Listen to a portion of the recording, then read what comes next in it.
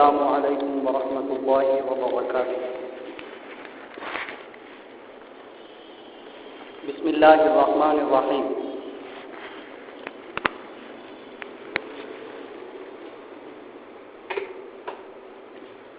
نحمده ونصلي على رسوله الكريم،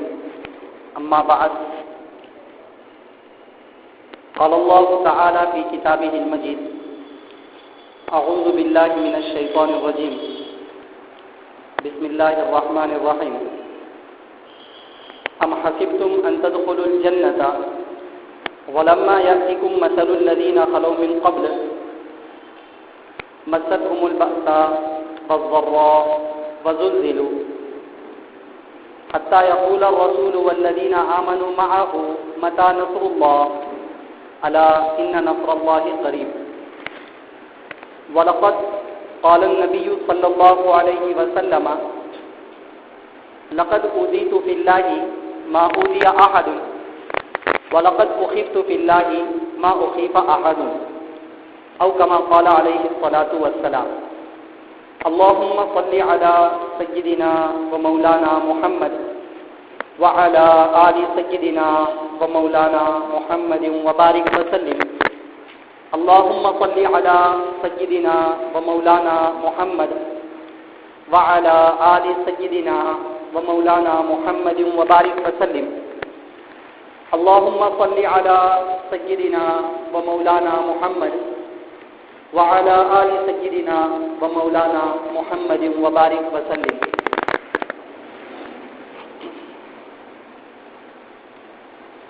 نہ خوشی اچھی نہ ملال اچھا ہے، نہ خوشی اچھی نہ ملال اچھا ہے،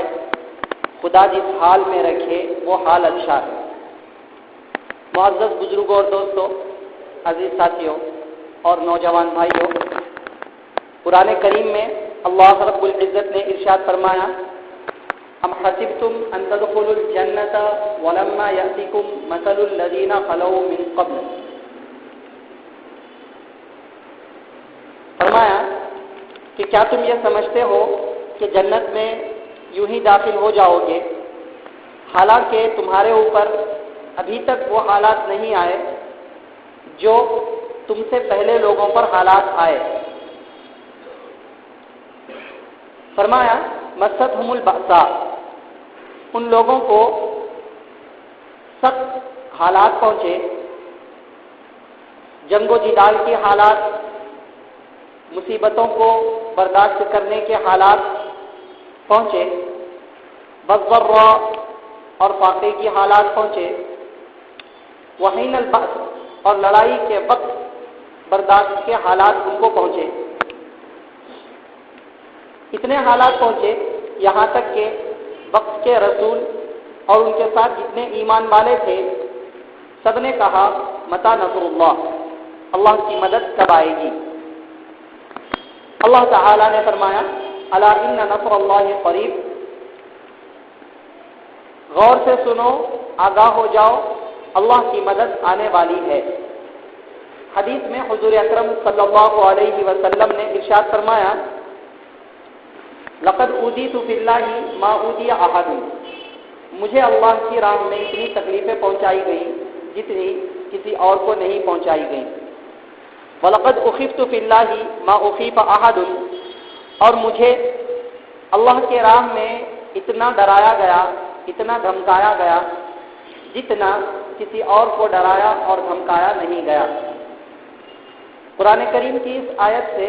اور اللہ کے نبی صلی اللہ علیہ وسلم کے ارشاد مبارک سے خلاصے کے طور پر ہمیں یہ بات پتہ چلی کہ دین کے راستے میں، اسلام کی خاطر، ایمان کی خاطر، توحید کو اپنانے کے سبب، وقت کے نبیوں پر ایمان لانے کے سبب، آخرت کا عقیدہ رکھنے کے سبب جو لوگ مسلمان کہلائے، ان کو حالات، مصیبتیں، اذیتیں، فقر و فاقہ، ہر قسم کے آزمائشوں کا سامنا کرنا پڑا۔ اللہ کے نبی صلی اللہ علیہ وسلم کو کیسے تکلیفیں دی گئی اور کتنا آپ کو ستایا گیا، اور کیسے آپ کے اوپر ظلم کیا گیا، اس کا کچھ تذکرہ گزشتہ جمعوں میں ہمارے سامنے آیا۔ حضرت نبی کریم صلی اللہ علیہ وسلم کی سیرت مبارکہ کا سلسلہ چل رہا ہے۔ 47 سال کی عمر مبارک تک کے حالات اور واقعات ہمارے سامنے آئے کہ 47 سال سے پہلے 46 سال کی عمر مبارک کے مکمل ہونے کے وقت میں حضرت عمر رضی اللہ تعالی عنہ اسلام میں داخل ہوئے۔ حضرت عمر رضی اللہ تعالی عنہ اسلام میں داخل ہوئے، اور ان سے کچھ سال پہلے حضرت حمزہ رضی اللہ تعالی عنہ یہ مسلمان ہوئے تھے۔ جب ان دونوں نے ایمان قبول کر لیا تو مسلمانوں کو ظاہری اعتبار سے بھی ایک کافی طاقت و قوت گویا کہ مسلمانوں کے پاس جمع ہو گئی۔ ویسے تو اللہ تعالیٰ کی مدد ساتھ تھی، اللہ تعالیٰ پر کامل یقین تھا، ظاہری اعتبار سے اسباب اگر نہ بھی ہوتے تو کلمہ لا الہ الا اللہ کی قوت، اس کی پختگی اور اس کی وجہ سے دلوں میں جو بہادری اور شجاعت پیدا ہوئی وہ سب ایمان والوں میں تھی، جو تاریخ کے اندر محفوظ ہے کہ محض اس کلمے کی قوت اور طاقت کی وجہ سے جو شجاعت و بہادری اور جو دلیری مسلمانوں میں ایمان والوں میں تھی وہ ان کے علاوہ پوری دنیا کے لوگوں میں نہیں پائی جاتی تھی۔ بہت سے واقعات اس طرح کے ہیں۔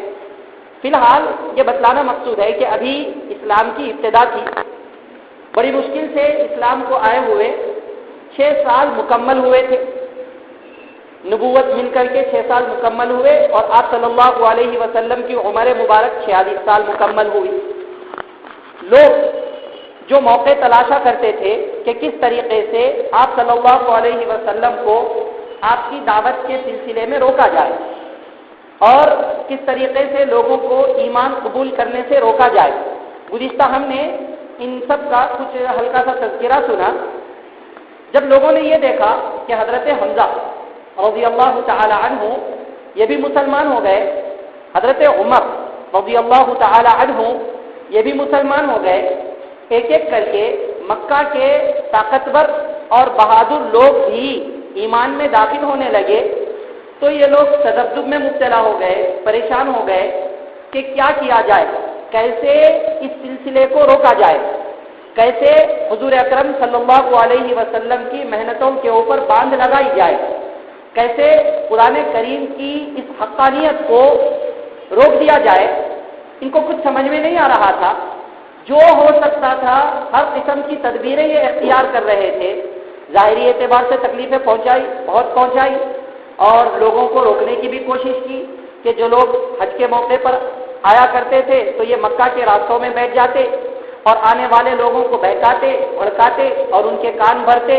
لیکن اس کا نتیجہ یہ ہوتا کہ جن کو اسلام کا پتہ نہیں تھا ان کو بھی اسلام کا پتہ ہو جاتا، اور ان کے دلوں کے اندر بھی ایک تجسس پیدا ہو جاتا، اور وہ یہ چاہتے کہ آخر یہ ہے کیا چیز جس کی وجہ سے لوگ جگہ جگہ پر روک رہے ہیں، آخر ہے کیا ماجرا۔ تو تحقیق کا ایک جذبہ پیدا ہوتا، تحقیق میں وہ جاتے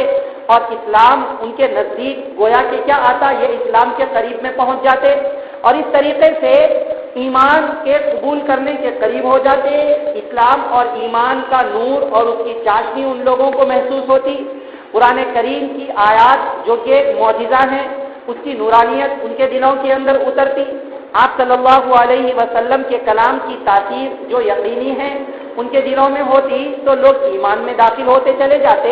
یوں ایمان کا سلسلہ چلتا رہا اور لوگ ایمان میں داخل ہوتے رہے، لیکن چند لوگ تھے مکہ کے قریش کے سرداروں میں جو چاہتے ہی نہیں تھے کہ یہ کسی بھی طریقے سے مکہ میں پھیلے اور لوگ اپنے آبائی دین کو چھوڑ دیں اور لوگ گمراہیوں سے نکل کر ہدایت کی طرف میں آ جائیں، نہیں چاہتے تھے۔ بہت سارے اسباب تھے، ایک تو یہ کہ سرداری ان کے ہاتھ سے نکل جائے گی، اور ایک اسی طریقے سے یہ کہ آبائی دین جو چلتا ہوا آ رہا ہے زمانے سے اس کو بھلا کیسے چھوڑا جائے، ہمارے آبا غلط ٹھہر جائیں گے اور ہمارے اجداد غلط ٹھہر جائیں گے، ہمارے بڑے بزرگ جو اب تک یہ کرتے ہوئے آئے ہیں اور کراتے ہوئے آئے ہیں ان سب کی جانب میں انگلی اٹھے گی۔ مطلب لوگوں کو حقانیت سے زیادہ قومی حمیت اور غیرت کی فکر تھی، لوگوں کو حق کو قبول کرنے سے زیادہ اپنی قوم کو بچانے اور اپنے آبا و اجداد کی عزت جو کہ جھوٹی عزت تھی اس کے بچانے کی فکر ان کو زیادہ لاحق تھی۔ اب اسی فکر کے نتیجے میں ان لوگوں کا ذہن، ان کا دماغ اور خراب ہوتا گیا، اس کے اندر سرکشی اور بڑھتی گئی، یہاں تک کہ ان لوگوں نے یہ طے کیا، نبوت مل کر کے 60واں سال شروع ہو گیا، یعنی حضور اکرم صلی اللہ علیہ وسلم کی عمر مبارک 47ویں سال میں داخل ہو چکی تھی، 47 ایئرس۔ اس وقت لوگوں نے یہ طے کیا کہ اب ہم یہ کریں گے کہ ان سے پورے تعلقات کو قطع کر لیا جائے، ان سے کوئی ملے نہیں، ان سے کوئی کاروبار کرے نہیں، ان سے کوئی رشتے رکھے نہیں، ان کو کوئی کھانا پینا نہ دے، مطلب ہر اعتبار سے ان کو ایک جگہ پر محصور کر دیا جائے اور اتنا ان کو تڑپایا جائے، اتنا ان کو بھوکا رکھا جائے کہ آخر کار مرتا کیا نہ کرتا۔ بھوک ایک ایسی چیز ہے اور آدمی کی جان، اپنی زندگی ایک ایسی چیز ہے کہ اس کو بچانے کے لیے بہت سی مرتبہ انسان اپنے ایمان کو تک چھوڑ دیتا ہے۔ اب یہاں یہی فکر ان لوگوں کی زندگی میں، ان لوگوں کے ذہن و دماغ میں آ گئی، انہوں نے سوچا کہ بھئی ایسے مجبور کیا جائے، چنانچہ مقاطعہ بنو ہاشم یعنی حضور اکرم صلی اللہ علیہ وسلم کے قبیلے والوں کو ایک جگہ پر محصور کر کے ان سے تعلقات کو توڑ لیا جائے، ان سے تمام رشتہ داریوں کو ختم کر دیا جائے، یہ انہوں نے پلاننگ کی۔ چنانچہ ایک باضابطہ تحریر لکھی گئی جو شروع ہوئی بسمک اللہم، اللہ تعالیٰ کے نام سے وہ تحریر شروع ہوئی۔ اس کے اندر کئی باتیں لکھی گئیں کہ جس میں یہ واضح کیا گیا کہ آج کے بعد کوئی بھی بنو ہاشم سے تعلقات نہیں رکھے گا،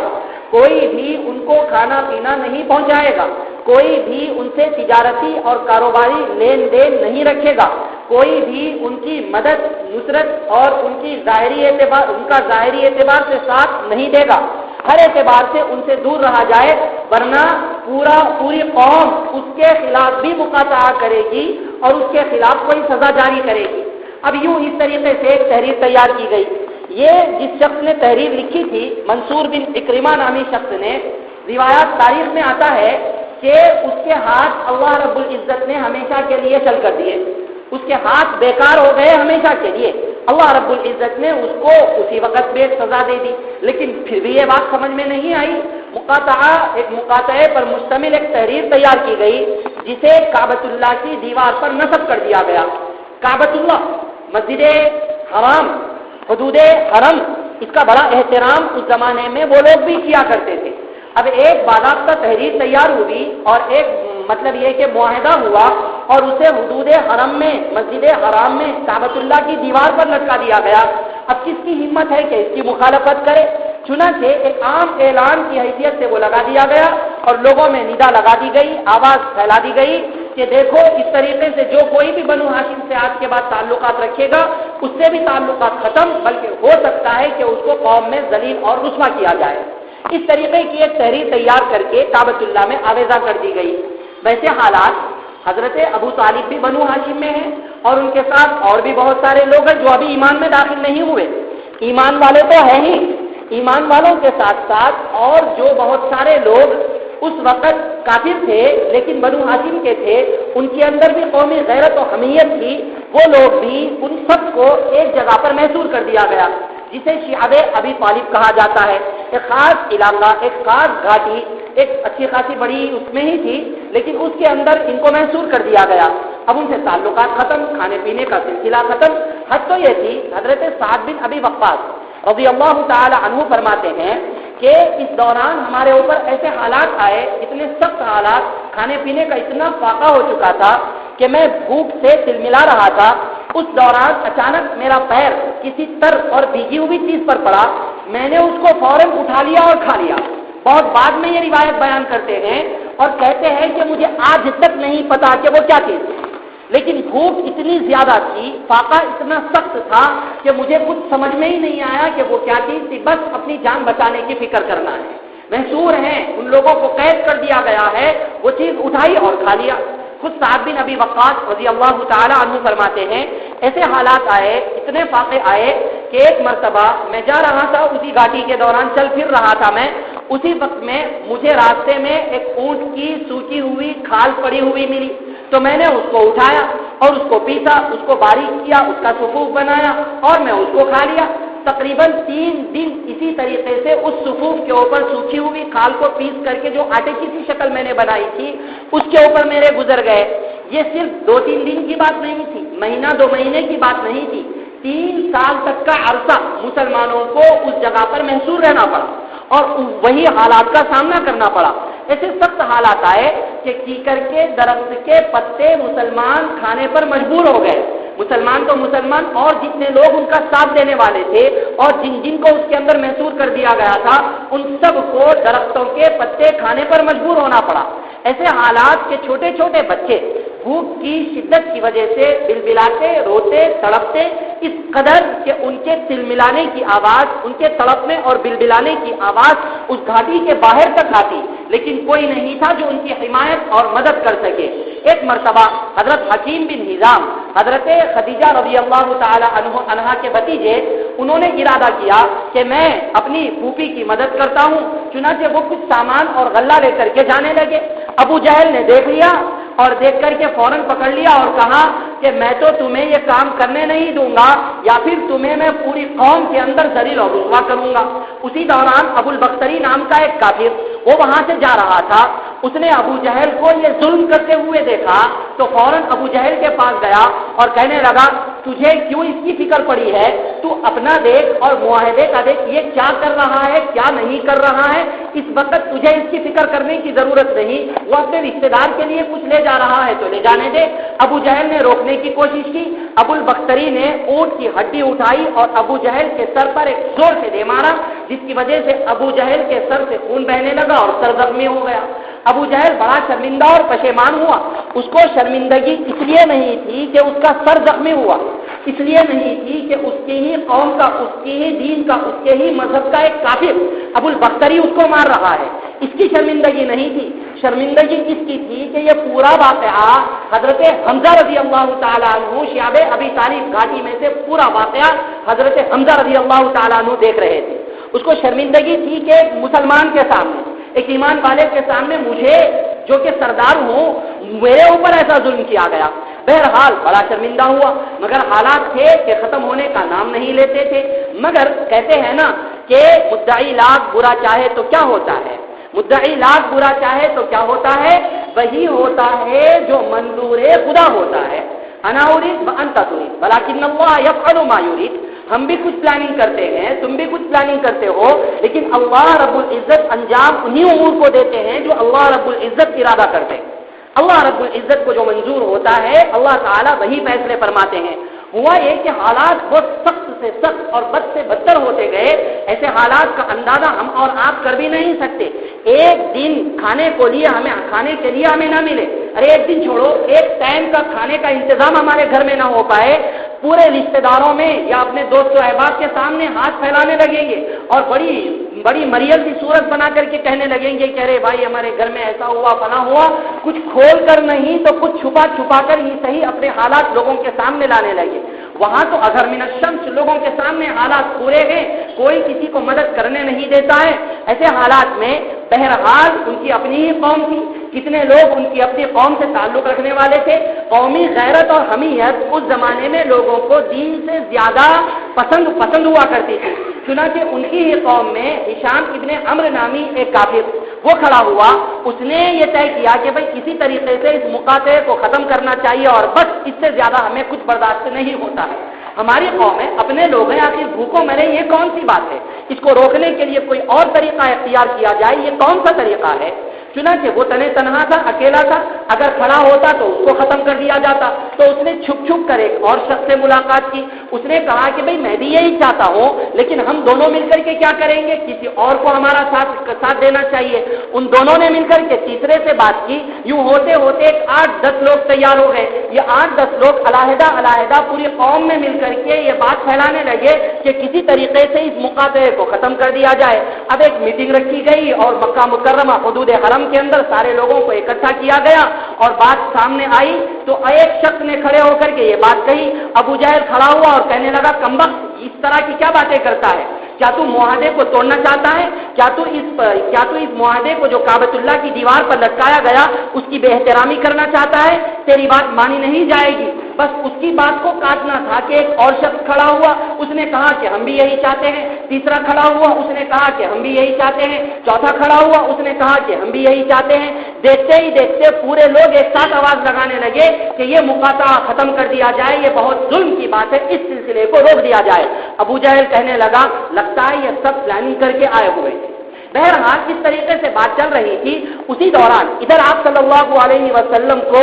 بتلایا گیا کہ وہ جو تحریر لٹکائی گئی تھی کعبۃ اللہ پر، وہ جو معاہدہ لٹکایا گیا تھا، اس سارے معاہدے کو، ساری تحریر کو دیمک نے کھا لیا، سوائے اللہ تعالیٰ کے نام بسمک اللہم کے۔ آپ صلی اللہ علیہ وسلم نے حضرت ابو طالب کو یہ بات بتلائی۔ حضرت ابو طالب پہنچے اور انہوں نے کہا کہ میرا بھتیجا محمد یہ کہتا ہے کہ جو تحریر کعبۃ اللہ میں لٹکائی گئی تھی تو وہ اس تحریر کو پوری دیمک نے کھا لیا ہے سوائے اللہ تعالیٰ کے نام کے۔ اگر محمد کی بات سچی ہے تو یہ معاہدہ تو خود بخود اللہ کی طرف سے ختم ہو گیا، ہمیں ختم کرنے کی یا تمہیں ختم کرنے کی کیا ضرورت ہے؟ اگر محمد کی بات جھوٹی ہے تو میں خود یہ کہتا ہوں کہ ہمیں اسی طریقے پر رہنے دیا جائے۔ چنانچہ تحقیق کی گئی اور دیکھا گیا تو واقعات پوری تحریر کو دیمک کھا چکی تھی، پورے قواعد، پورے رولز جو انہوں نے بنائے سب کے سب دیمک کھا چکی تھی سوائے اللہ تعالیٰ کے نام بسمک اللہم کے۔ چنانچہ یہ معاہدے کا سلسلہ، یہ تحریر کا سلسلہ ختم ہو گیا۔ 3 سال تک یہ حالات مقاطعہ بنی ہاشم جسے کہا جاتا ہے چلتا رہا۔ 47ویں سال عمر مبارک سے لے کر کے 50ویں سال عمر مبارک تک یہ مقاطعہ بنو ہاشم کا سلسلہ چلتا رہا۔ اب جب کہ یہ سلسلہ ختم ہوا اور تحریر مٹی ہوئی لوگوں کو پائی گئی اور سب نے طے کر لیا کہ ٹھیک ہے اب یہ قصہ ختم، ابو طالب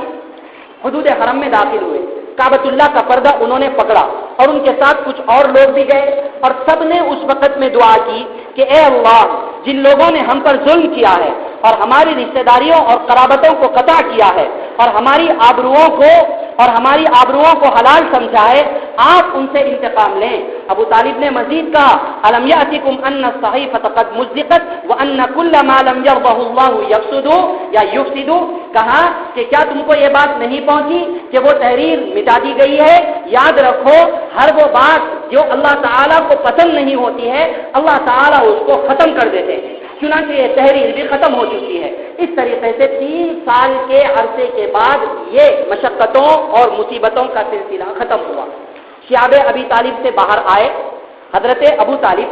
جو کہ آپ صلی اللہ علیہ وسلم کے بڑے حمایتی اور بڑے مددگار رہے،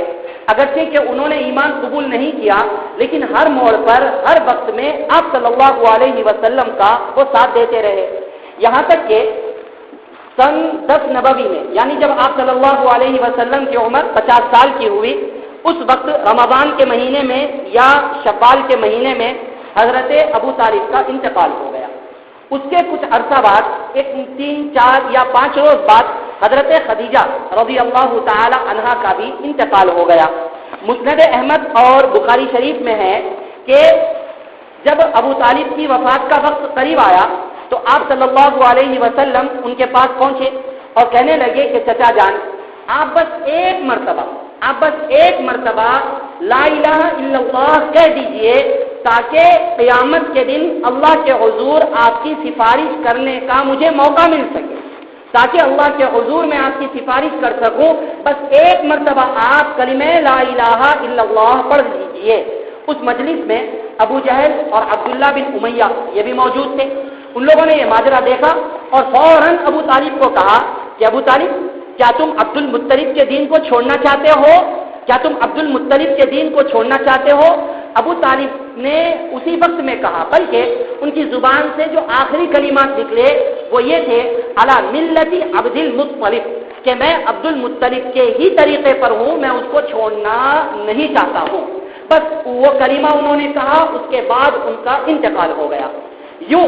ابو طالب دنیا سے رخصت ہو گئے، جنہوں نے آپ صلی اللہ علیہ وسلم کی بڑی حمایت، بڑی مدد اور بڑی نصرت کی تھی۔ لیکن آپ صلی اللہ علیہ وسلم نے فرمایا کہ میں اپنے چچا کے لیے ہمیشہ استغفار کرتا رہوں گا، مغفرت کی دعا کرتا رہوں گا، یہاں تک کہ اللہ تعالی کی طرف سے کوئی حکم نازل ہو جائے۔ چنانچہ آپ صلی اللہ علیہ وسلم مسلسل دعاؤں کا، مغفرت کی دعاؤں کا اہتمام کرتے رہے، یہاں تک کہ اللہ رب العزت نے سورہ توبہ کی آیات نازل فرمائی، ما کان للنبی والذین آمنوا ان یستغفروا للمشرکین ولو کانوا اولی قربى من بعد ما تبین انہم اصحاب الجحیم، کہ نبی کے لیے اور ایمان والوں کے لیے یہ مناسب نہیں ہے کہ وہ کسی بھی غیر ایمان والے کے لیے مغفرت کی دعا کریں، اگرچہ وہ غیر ایمان والے ان کے اپنے قریبی رشتہ دار ہوں، بعد اس کے کہ یہ بات واضح ہو چکی ہے اور کھل چکی ہے اور سامنے آ چکی ہے کہ انہوں نے ایمان قبول نہیں کیا۔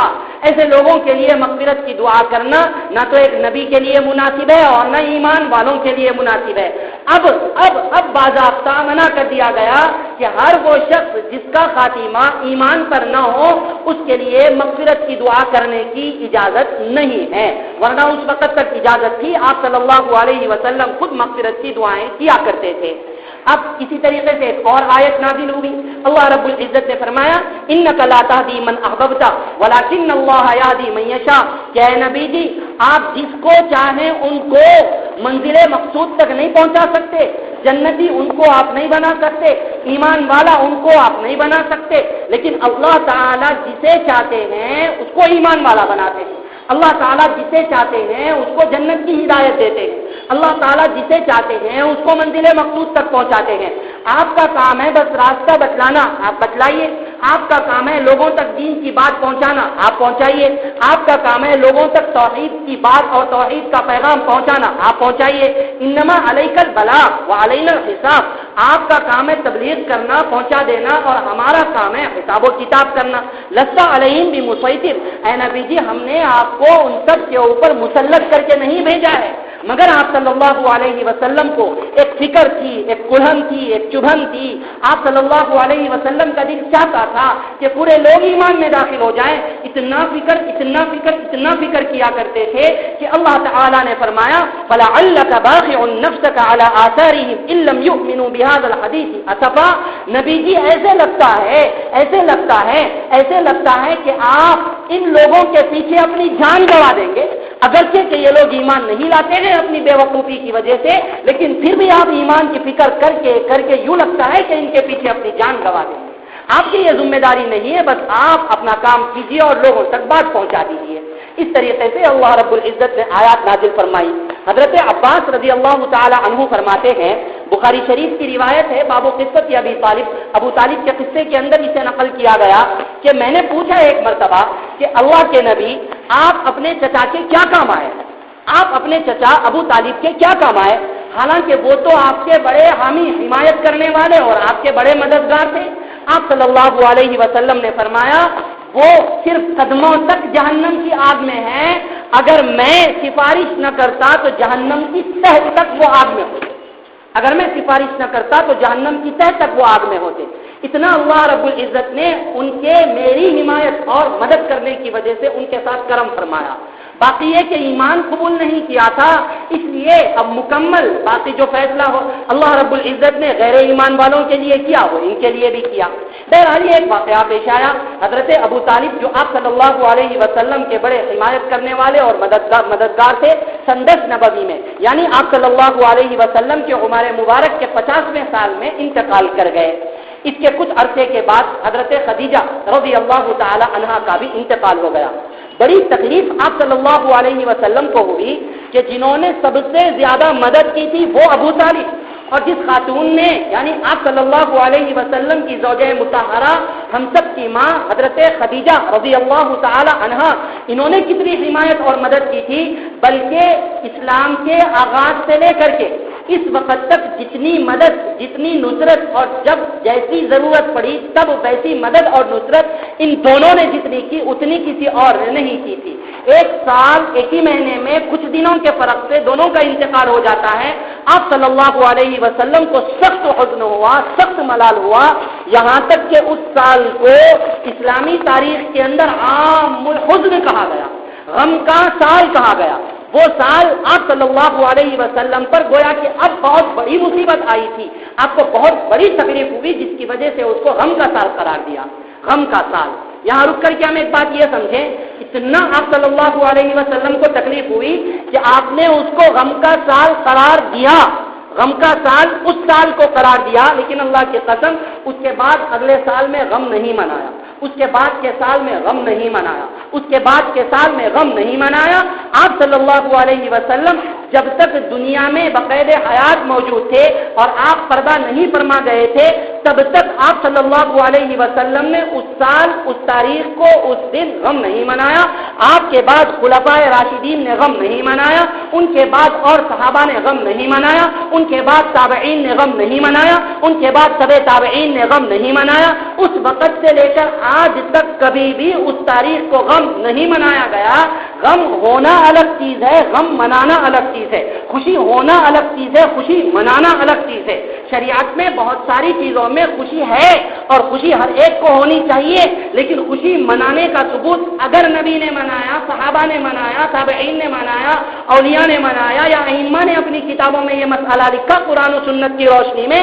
تو خوشی منائی جائے گی، ورنہ نہیں۔ غم ہوا ہونا غم الگ بات ہے، لیکن غم منانا یہ ایک الگ چیز ہے۔ تو جو لوگ حضرت حسین رضی اللہ تعالی عنہ کی وفات پر غم مناتے ہیں، غلط ہے، کیونکہ غم منانا اسلام کے اندر صحیح نہیں ہے۔ ہاں، صرف عورت کو کہا گیا ہے کہ شوہر کے انتقال پر وہ 4 مہینے 10 دن تک سوگ منائے گی۔ اس میں کئی حکمتیں ہیں، لاجیکلی اعتبار سے، شریعت کے اعتبار سے، بس اس طرح کی 2-3 ثبوت ہمیں ملتے ہیں۔ جہاں شریعت نے کہا کہ ہے تو ہے، جہاں شریعت نے کہا کہ نہیں ہے تو نہیں ہے، کیونکہ ہمیں اپنی خواہشات پر نہیں چلنا ہے، اپنے طریقوں پر نہیں چلنا ہے، جیسا ہمیں سمجھ میں آتا ہے ویسا نہیں کرنا ہے۔ اسلام نے کیا سکھایا، نبی صلی اللہ علیہ وسلم نے کیا سکھایا، صحابہ کرام کی زندگیوں نے کیا سکھایا، ائمہ دین کی زندگیوں نے کیا سکھایا، تابعین نے ہمیں کیا بتلایا، کیا طریقہ ہمیں بتلایا گیا اور ہم کس ڈگر پر چل رہے ہیں۔ جو طریقہ بتلایا گیا کیا وہ ہماری نجات کے لیے کافی نہیں ہے؟ جو طریقہ سمجھایا گیا کیا اس کے اندر ہماری فلاح و بہبودی کا راز مضمر نہیں ہے؟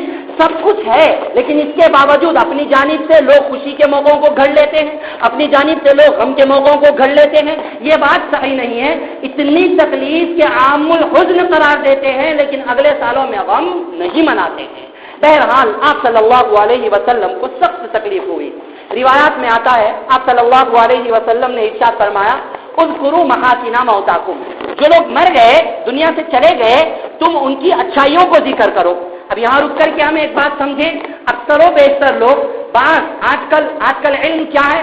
آج کل کے زمانے میں علم کا معیار کیا ہے؟ کوئی بھی ایک نوجوان کھڑا ہو جائے یا کوئی بھی ایک حدیث کی کتاب پڑھا ہوا شخص کھڑا ہو جائے یا کوئی بھی قرآن کریم کا انگریزی ٹرانسلیشن پڑھنے والا شخص کھڑا ہو جائے یا عربک زبان جاننے والا شخص کھڑا ہو جائے اور وہ اپنی نالج جاننے لگے اور وہ اپنی معلومات جاننے لگے یا پھر فضول چیزوں کے اندر بحثوں میں الجھ جائے، بس یہ زیادہ علم کا ذریعہ بن گیا۔ کوئی کہنے لگے کہ ارے تم کو پتا ہے قرآن کریم میں کتنی جگہ میم آیا؟ اب کسی مفتی سے پوچھا، عالم سے پوچھا، مفتی صاحب نے کہا کہ ارے بھائی ہمیں تو پتا نہیں۔ ارے آپ مفتی ہیں، آپ کو نہیں معلوم، آپ عالم ہیں، آپ کو نہیں معلوم۔ ارے میں دیکھو میرا کیا ہے مگر میرے کو سب معلوم۔ ارے اللہ کے بندے، کیا یہ علم ہے؟ کیا یہ نجات کا ذریعہ ہے؟ اگر کوئی شخص یہ نہیں جانتا ہے لیکن قرآن تجوید سے پڑھتا ہے، نمازوں کا اہتمام کرتا ہے، اللہ کی قسم 100% بلکہ 100% وہ جنتی ہے، لیکن ایک شخص کو یہ سب کچھ معلوم، قرآن تجوید سے پڑھنا نہیں آتا، نمازوں کا اہتمام زندگی میں نہیں ہے، اخلاق کچھ بھی نہیں ہے، نہ نبی کی سیرت زندگی کے اندر ہے، نہ نبی کا لباس زندگی کے اندر ہے،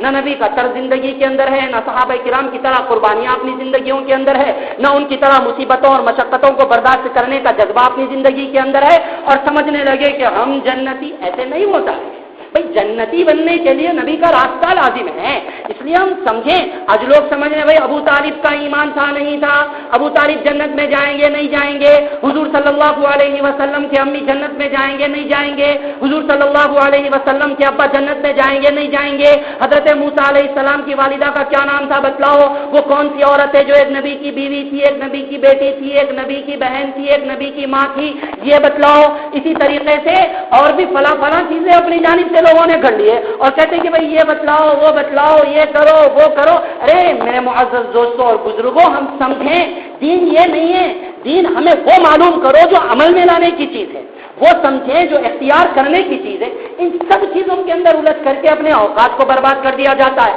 اب کوئی کہنے لگے کہ ہاں یہ جنتی، کوئی کہنے لگے کہ ہاں یہ جہنمی، خواہی بیٹھے بیٹھے دو فرقے وجود میں آ گئے، ایک کہتا ہے جنتی اور دوسرا کہتا ہے جہنمی، پھر اب اس کے جتنے فالوورز ہوں گے وہ پورا ایک فرقہ بن جائے گا، پھر اس کے جتنے فالوورز ہوں گے وہ آگے جا کر کے اس کا ایک فرقہ بن جائے گا، ایک طریقہ وجود میں آ جائے گا۔ یوں آہستہ آہستہ ہم اپنے آپ کو 73 فرقوں میں داخل کر رہے ہیں۔ ایسے نہیں ہوتا ہے، صحابہ کرام کی زندگیوں کے اندر ایسے نہیں تھا۔ آپ صلی اللہ علیہ وسلم نے کیا فرمایا؟ اذکروا محاسن موتاکم، جو لوگ مر چکے ہیں، دنیا سے جا چکے ہیں، ان کی اچھائیوں کو ذکر کرو۔ کیا ہوا، کیسے ہوا، یہ سب نہیں، وہ ایمان والے ہیں، جہنمی ہیں، یہ سب نہیں، ان کی اچھائیوں کو ذکر کرو، اخلاق کو ذکر کرو، سیرت کو ذکر کرو۔ اچھی چیز ہے لے لو، عمل میں لانے کی نہیں ہے اس سے اپنے آپ کو رکا لو، بس اتنا ہی ہے۔ عمل سے زندگی بنتی ہے جنت بھی جہنم بھی، عمل سے زندگی بنتی ہے جنت بھی جہنم بھی۔ یہ خاکی اپنی فطرت میں نہ نوری ہے نہ ناری ہے۔ اس وجہ سے ہم اور آپ کو یہ بات سمجھنا چاہیے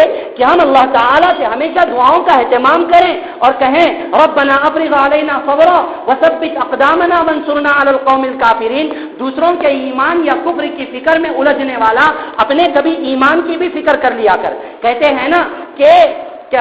کسی نے کہا کہ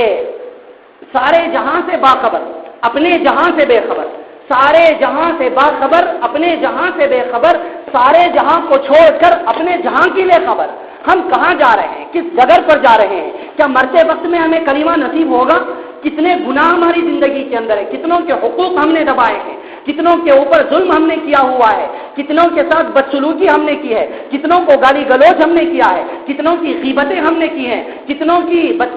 کے ساتھ بدتہذیبی سے بات ہم نے کی ہے۔ یوں جائزہ لو اپنی زندگی کا، یہ جانو، یہ سمجھے، کیونکہ یہی اصل چیز ہے، ورنہ کل قیامت کے دن کھڑا کیا جائے گا، حساب کتاب ان چیزوں کا لیا جائے گا۔ زندگی کہاں کھپائی، جوانی دی تھی کہاں لگائی، جو معلومات تھی اس کے اوپر کیا عمل کیا، جو پیسہ دیا تھا وہ پیسہ کہاں پر خرچ کیا، پیسہ حلال راستے سے کمایا یا حرام راستے سے کمایا، سوال یہ کیا جائے گا۔ پوچھا جائے گا کہ کتنوں کے حق اپنے ذمے لے کر کے آیا ہے، کتنوں کو گالی دیا ہے، کتنوں کا مال ہڑپا ہے، اور کتنوں کی بے عزتی اور بے آبروئی کی ہے۔ ان سب کو بلا کر کے لائن میں کھڑا کیا جائے گا، اس کی نیکیاں نکال کر کے ان سب کو دے دی جائیں گی، یہاں تک کہ جب اس کی نیکیاں ختم ہو جائیں گی اور جن کو ستایا تھا، جن کے اوپر ظلم کیا تھا، جن کے ساتھ حق تلفی کی تھی، اگر وہ لوگ باقی رہ جائیں گے تو ان کے گناہ اٹھا کر کے اس کے اوپر لاد دیے جائیں گے۔ سوچنے کی بات یہ ہے، فکر کرنے کی بات یہ ہے۔ اس وجہ سے معزز دوستوں، بزرگوں، ہم اس بات کو سمجھیں، دعاؤں کا اہتمام ہمیشہ اللہ رب العزت سے کرتے رہیں۔ پتہ نہیں کب زندگی سے ایمان نکل جائے،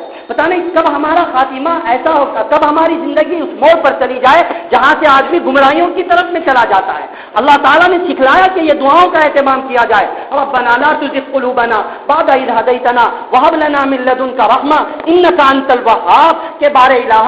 آپ ہمارے دلوں کو گمراہ نہ کیجیے، اے اللہ ہمارے دلوں میں کجی اور تیراپن داخل مت کیجیے۔ لا تزغ قلوبنا بعد إذ هديتنا، آپ نے ہمیں ہدایت دی ہے، آپ نے ہمیں ایمان کی دولت دی ہے، آپ نے ہمیں مسلمان بنایا ہے، اے اللہ ہدایت آپ نے دے دی ہے، بس آپ ہمیں گمراہی سے بچائیے، کفر سے بچائیے، شرک سے بچائیے اور ہر طرح کی بے راہروی سے بچائیے۔ وَهَبْ لَنَا مِن لَّدُنكَ رَحْمَةً، اے اللہ آپ اپنی جانب سے ہمیں خصوصی رحمت عطا کیجیے، بے شک آپ تو بخشنے والے ہیں، آپ ساری دنیا کو بخش دیں، ساری کی ساری دنیا تقوی والی بن جائے، سارے کے سارے دنیا کے لوگ متقی بن جائیں، اتنے متقی پوری دنیا میں جو سب سے زیادہ تقوی والا ہو سکتا ہے، اتنے تقوی والے پوری دنیا کے لوگ بن جائیں، تب بھی اللہ رب العزت کی سلطنت اور ملک کے اندر کوئی کمی ہونے والی نہیں ہے۔ اللہ رب العزت سے پوری دنیا مل کر کے مانگے اور اللہ تعالیٰ پوری دنیا کو خزانہ بھر کر کے عطا فرما دے، تب بھی اللہ تعالیٰ کے خزانے کے اندر کچھ کمی ہونے والی نہیں ہے۔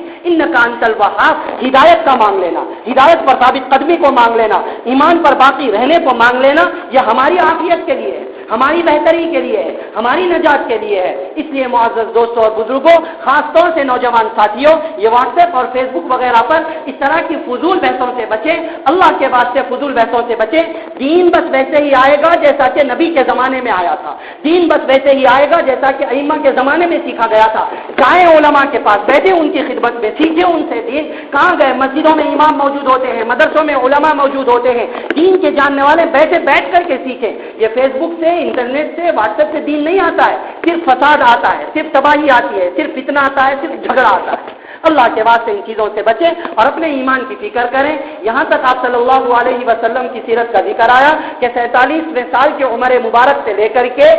50ویں سال کی عمر مبارک تک کیسے حالات پیش آئے. اس وجہ سے ہم سمجھیں اور دعا کریں کہ اللہ کیسے بھی حالات ہوں آپ ہمیں اپنے ایمان کو بچانے کی توفیق نصیب فرمائے اور ہمیں یقین نصیب فرمائے کہ نہ خوشی اچھی نہ ملال اچھا ہے، نہ خوشی اچھی نہ ملال اچھا ہے. خدا جس حال میں رکھے وہ حال اچھا ہے. اللہ تعالی ہم سب کو عمل سے متعلق باتوں پر عمل کرنے، بچنے سے متعلق باتوں سے بچنے اور عقیدے سے متعلق باتوں پر عقیدہ رکھنے کی توفیق نصیب فرمائے. آمین. وآخر دعوانا ان الحمد للہ رب العالمین.